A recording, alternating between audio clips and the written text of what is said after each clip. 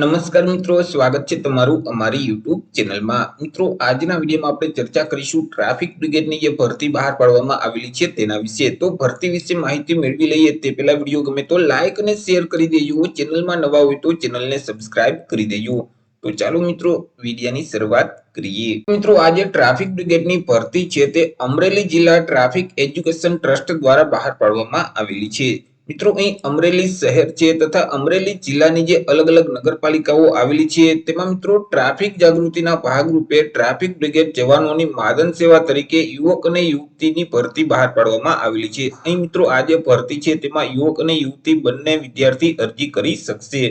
તો મિત્રો, જે લાયકાત ધરાવતા ઉમેદવાર છે, અરજદારો છે, તેમની પાસેથી અરજીઓ મંગાવવામાં આવેલી છે. ચર્ચા કરી લઈએ મિત્રો ભરતીના નિયમો અને શરતો વિશે કે આ ભરતીમાં કયા વિદ્યાર્થી ભાગ લઈ શકશે, કયા વિદ્યાર્થી અરજી ફોર્મ ભરી શકશે. તો કે અહીં અરજદાર છે, વિદ્યાર્થી છે તે જે તે નગરપાલિકાના વિસ્તારના વતની હોવા જોઈએ. એટલે કે મિત્રો, તમારે જે નગરપાલિકામાં અરજી ફોર્મ ભરવું છે તે નગરપાલિકામાં તમે રહેતા હોવા જોઈએ, તે નગરપાલિકાનો જે વિસ્તાર છે ત્યાંના તમે રહેવાસી હોવા જોઈએ. વાત કરી લઈએ એજ્યુકેશન ક્વોલિફિકેશન એટલે કે શૈક્ષણિક લાયકાત વિશે. તો અહીં વિદ્યાર્થીની જે શૈક્ષણિક લાયકાત છે તે વિદ્યાર્થીએ કોઈ પણ સરકાર માન્ય બોર્ડમાંથી ઓછામાં ઓછી ધોરણ 12 ની પરીક્ષા પાસ કરેલું જોઈએ. એટલે કે તમે ધોરણ 12 પાસ હોવા જોઈએ. એજ લિમિટ એટલે કે વય મર્યાદા વિશે ચર્ચા કરીએ તો અહીં અરજદારની ઉંમર છે તે ઓછામાં ઓછી 18 વર્ષ અને વધુમાં વધુ 35 વર્ષની હોવી જોઈએ. તમામ કેટેગરી માટે એજ લિમિટ છે તે સેમ જ લાગુ પડશે.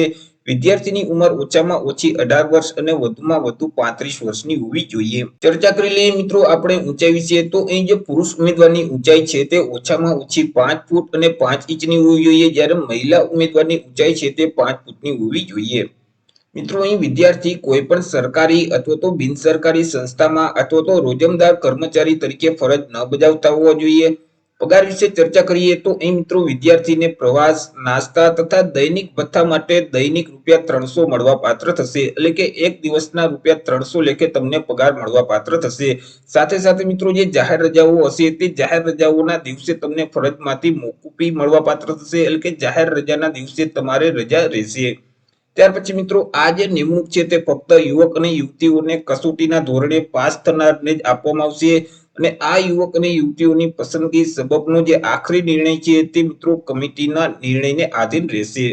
ત્યાર પછી મિત્રો આ જે ટ્રાફિક સંચાલન સહાયકની ભરતી તદ્દન હંગામી ધોરણે ગણવાની રહેશે. અને આ ફરજમાં કોઈ જો નિષ્ક્રિયતા જણાશે તો ટ્રસ્ટ દ્વારા જે તે યુવકોની અથવા તો જે તે યુવતીઓની જે નિમણૂક છે તે રદ કરી શકશે. વાત કરી લઈએ મિત્રો અરજી ફોર્મ વિશે. તો મિત્રો આજે ટ્રાફિક બ્રિગેડમાં માનદ સેવા તરીકે નિમણૂક પામવા ઈચ્છા ધરાવતા જે ઈચ્છુક યુવક અને યુવતીઓ છે તો તેઓએ ભરતી માટેનું જે ફોર્મ છે તે જિલ્લા ટ્રાફિક શાખા અમરેલીની જે કચેરી આવેલી છે ત્યાં જવાનું રહેશે.